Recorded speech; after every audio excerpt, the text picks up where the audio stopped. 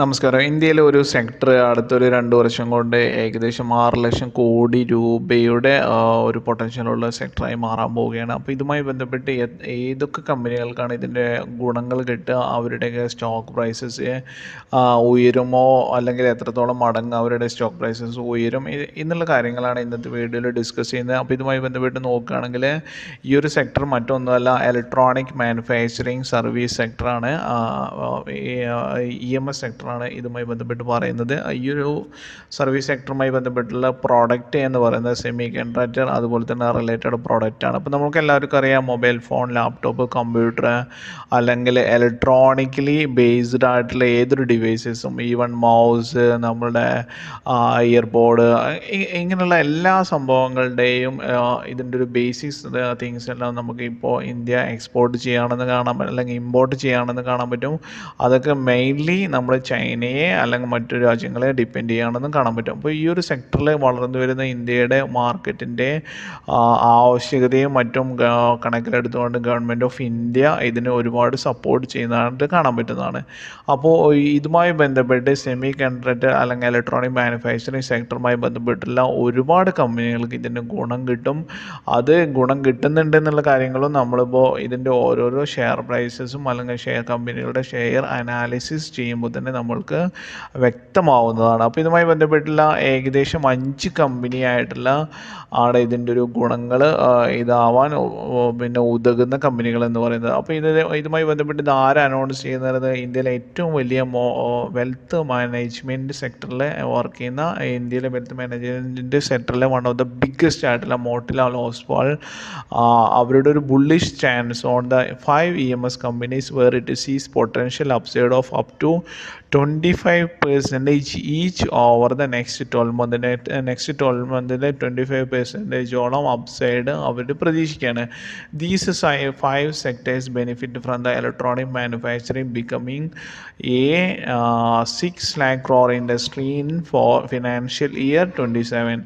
അപ്പോൾ 2027 ആകുമ്പോഴേക്ക് 6 ലക്ഷം കോടി രൂപയുടെ ഒരു മാനുഫാക്ചറിങ് സെക്ടറായിട്ട് ഇത് ആവും എന്നുള്ളതാണ് ഇതുമായി ബന്ധപ്പെട്ട് പറയാനുള്ളത്. അപ്പോൾ ഇതുമായി ബന്ധപ്പെട്ടുള്ള 5 കമ്പനികൾ ഏതൊക്കെയാണ്? ഒന്ന് നമുക്ക് എല്ലാവർക്കും അറിയുന്ന കമ്പനിയാണ് ഡിക്സോൺ ടെക്നോളജീസ് ലിമിറ്റഡ് എന്ന് പറഞ്ഞിട്ടുള്ള കമ്പനി. ഇവരും സെമി കണ്ടക്ടർ അല്ലെങ്കിൽ ഇലക്ട്രോണിക് മാനുഫാക്ചറിങ് സെക്ടറുമായി ബന്ധപ്പെട്ടുള്ള വർക്ക് ചെയ്യുന്ന കമ്പനിയാണ്. 1 ലക്ഷം കോടി രൂപയുടെ മാർക്കറ്റ് ക്യാപ്പുള്ള കമ്പനിയാണ് ഇവർ. ഇന്ന് ഓൾമോസ്റ്റ് അവരുടെ ഓൾ ടൈം ഹൈയിൽ അവർ ടച്ച് ചെയ്തിരിക്കുന്നത് എന്ന് കാണാൻ പറ്റുന്നതാണ്. അപ്പോൾ ഈ കമ്പനിയുടെ ഗ്രാഫ് കാണുമ്പോൾ തന്നെ നമുക്കറിയാം എത്രത്തോളം വളർച്ച, എത്രത്തോളം ഒരു സ്റ്റീപ്പായിട്ടുള്ള വളർച്ച ഇവർക്കുണ്ടെന്ന് കാണാൻ പറ്റും. ഇനി ഇവരുടെ ജസ്റ്റ് ഒരു ലാസ്റ്റ് ഫിഗേഴ്സ് മാത്രം നമ്മൾ നോക്കുകയാണെങ്കിൽ കോമ്പൗണ്ട് സെയിൽസ് ഗ്രോത്ത് ട്രെയിലിംഗ് 12 മന്തിൽ, അതായത് കഴിഞ്ഞ ഒരു 12 മാസത്തിനുള്ളിൽ 102% സെയിൽസ് ഗ്രോത്ത് ഉണ്ടായിട്ടുള്ളത്. Profit growth trailing 12 months 83% stock price CAGR 182% കഴിഞ്ഞ ഒരു വർഷം കൊണ്ട് ഉണ്ടായതാണ് കാണാൻ പറ്റും. റിട്ടേൺ ഓൺ ഇക്വിറ്റി 25% എന്ന് കാണാൻ പറ്റുന്നതാണ്. അപ്പോൾ ഇതൊരു വലിയൊരു ഫിഗേഴ്സാണ്. ഇത്രയും വളർച്ച, ഈ ഒരു ട്രിപ്പിൾ ഡിജിറ്റ് വളർച്ച ഉണ്ടാവുക എന്ന് പറയുന്നത് വളരെ അപൂർവമാണ്. 102, 83, 182 ഇത്രയും വലിയ വളർച്ച ഉണ്ടാവുക എന്നുള്ളത് നമുക്ക് അതും നിഫ്റ്റിയെല്ലാം ഇത്ര താഴത്തോട്ട് 26,000 നിന്ന് 23,000 സംതിങ്ങിലോട്ട് വന്നതിന് ശേഷം ഇപ്പോൾ ഒരു ബൗൺസ് ബാക്ക് വന്നുകൊണ്ടിരിക്കുന്ന ഒരു സാഹചര്യത്തിൽ പോലും ഇതൊന്നും ഇത്തരം സെക്ടേഴ്സിനെ അല്ലെങ്കിൽ ഇത്തരം കമ്പനികളെ ബാധിച്ചിട്ടില്ല എന്ന് നമുക്ക് വളരെ വ്യക്തമായിട്ട് കാണാൻ പറ്റുന്നതാണ്. ഇനി അടുത്ത കമ്പനി എന്താണെന്ന് ചോദിച്ചാൽ CG പവർ ആണ്. CG power industries limited and solutions limited ആണ്. ഈ കമ്പനി ഏകദേശം 1,15,000 കോടി രൂപയുടെ മാർക്കറ്റ് ക്യാപ്പുള്ള കമ്പനിയാണെന്ന് കാണാൻ പറ്റുന്നതാണ്. മാർക്കറ്റ് ക്യാപ്പുള്ള കമ്പനിയാണെന്ന് കാണാൻ പറ്റുന്നതാണ്. ഇവരും ഇന്ന് ഓൾമോസ്റ്റ് അവരുടെ ഓൾ ടൈം ഹൈയിൽ ടച്ച് ചെയ്തിട്ടില്ല. ഓൾ ടൈം ഹൈയിൽ നിന്ന് ഓൾമോസ്റ്റ് വളരെ അടുത്ത് തന്നെ ഉണ്ടെന്ന് കാണാൻ പറ്റും. അപ്പോൾ ഇവരുടെ കറണ്ട് പ്രൈസ് 755 രൂപയാണ്. ഇവരും ഇലക്ട്രോണിക് മാനുഫാക്ചറിംഗ് സെക്ടറുമായി ബന്ധപ്പെട്ട് വർക്ക് ചെയ്യുന്ന കമ്പനിയാണ്. ഈ കമ്പനിയുടെയും ഒരു നമ്മൾ ജസ്റ്റ് ലാസ്റ്റ് ഫിഗേഴ്സ് മാത്രം നോക്കിയാൽ മതി. ഇവരുടെ ഗ്രോത്ത് കാണാൻ പറ്റും. കോമ്പൗണ്ട് സെയിൽസ് ഗ്രോത്ത് ട്രെയിലിംഗ് 12 മന്തിൽ 17% ആണ്. പ്രോഫിറ്റ് ഗ്രോത്ത് 3% ആണ്. അല്ലെങ്കിൽ 3 years 141% ആണ്. Stock price CAGR last 1 year 66% ആണ് കാണാൻ പറ്റും. ഇനി ഇവരുടെ ജസ്റ്റ് ഒരു ക്വാർട്ടർലി റിസൾട്ട് സെയിൽസ് നോക്കുമ്പോൾ തന്നെ അറിയാൻ പറ്റും. സെയിൽസ് 2413 ആണ്. അത് കഴിഞ്ഞ വർഷം 2002 ആയിരുന്നു. OPM 12% ആണ്. പ്രോഫിറ്റ് 220 ആണെന്ന് കാണാൻ പറ്റുന്നതാണ്. അപ്പോൾ ഒരു ഫിനാൻഷ്യലി സ്ട്രോങ് ആയിട്ടുള്ള കമ്പനിയാണ്. സെയിൽസ് എല്ലാം ഇൻക്രീസ് ചെയ്തുകൊണ്ടിരിക്കുന്ന കമ്പനിയാണ്. അതുപോലെ തന്നെ വലിയൊരു പൊട്ടൻഷ്യലുള്ള കമ്പനിയാണ് CG പവർ ഇൻഡസ്ട്രിയൽ സൊല്യൂഷൻസ് എന്ന് കാണാൻ പറ്റും. ഇനി അടുത്തതാണ് KNS ടെക്നോളജീസ് ലിമിറ്റഡ് എന്ന് പറയുന്നത്. ഇവരുടെ ഇത് പ്രകാരം മൈസൂർ ബേസ്ഡ് ആയിട്ടുള്ള കമ്പനിയാണ്. വളരെ വളർച്ചയാണ് ഈ കമ്പനിക്ക് കിട്ടിയിരിക്കുന്നത്. ഇന്ന് ഇത് ഓൾമോസ്റ്റ് അതിൻ്റെ എന്താ പറയുക ഓൾ ടൈം ഹൈയിലോട്ട് ടച്ച് ചെയ്തിരിക്കുന്നത് കാണാൻ പറ്റുന്നതാണ്. അപ്പോൾ ഇവരുടെ ഇന്നത്തെ ഒരു സ്റ്റോക്ക് പ്രൈസസ് നോക്കുകയാണെങ്കിൽ തന്നെ ഒരു ഉയരങ്ങളിലോട്ട് എത്തിയിരിക്കുന്നത് കാണാൻ പറ്റും. ഇന്ന് 6319 രൂപയിലാണ് കറണ്ട് പ്രൈസസ് ഇന്ന് രജിസ്റ്റർ ചെയ്തിരിക്കുന്നത്. അപ്പോൾ ഈ കമ്പനിയുമായി ബന്ധപ്പെട്ട് ഇവരുടെ സെയിൽസും മറ്റു കാര്യങ്ങളും നോക്കുകയാണെങ്കിൽ 433 Q2 റിസൾട്ട് സെപ്റ്റംബറിൽ 2024 വന്നിരിക്കുന്നത്.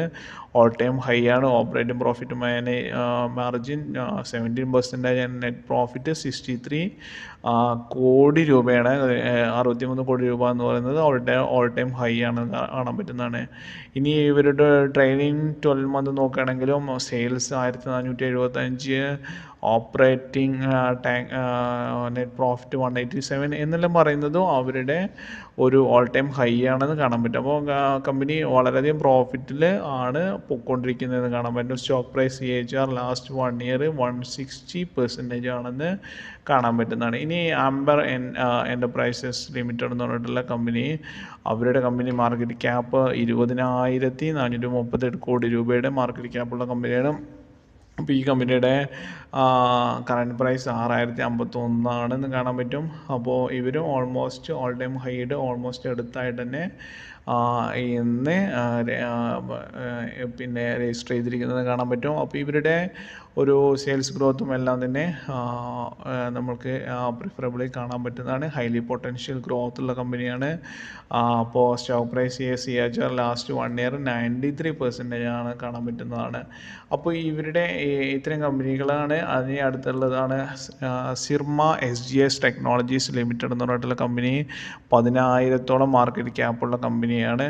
കറണ്ട് പ്രൈസസ് 580 rupees ആണ്. ഇതിൻ്റെ ഒരു ഗ്രാഫ് ഇതാണ്. ഇപ്പോൾ 580 rupees ആണെന്ന് കാണാൻ പറ്റും.